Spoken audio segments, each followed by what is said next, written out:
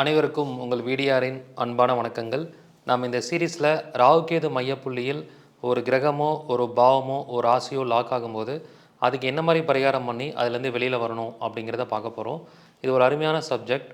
So Rahu Ketu மையப்புள்ளியில் மேஷ ராசி lock ஆச்சுன்னா அல்லது லக்னம் உங்களுடைய லக்னம் லாக் ஆச்சுன்னா அதுக்கு என்ன மாதிரி பரிகாரம் பண்ணணும், உங்களை நீங்களே சுயம் புகழ்ச்சி அடைஞ்சக்கூடாது, தற்பெருமை பேசக்கூடாது, தலை சம்பந்தமான பிரச்சனை உள்ளவங்களுக்கு ஏதாவது உதவி செய்யணும், மொபைல்லையோ அல்லது வாட்ஸ்அப்லேயோ இன்ஸ்டாகிராம்லேயோ ஃபேஸ்புக்கில் உங்களை பற்றி புகழ்ந்து போடக்கூடாது, உங்களோட டிபி ஃபோட்டோ வைக்கக்கூடாது, இருக்கிற இடம் தெரியாமல் அமைதியாக இருக்கணும், எந்த ஒரு விஷயத்துக்கும் தலைமை தாங்கக்கூடாது.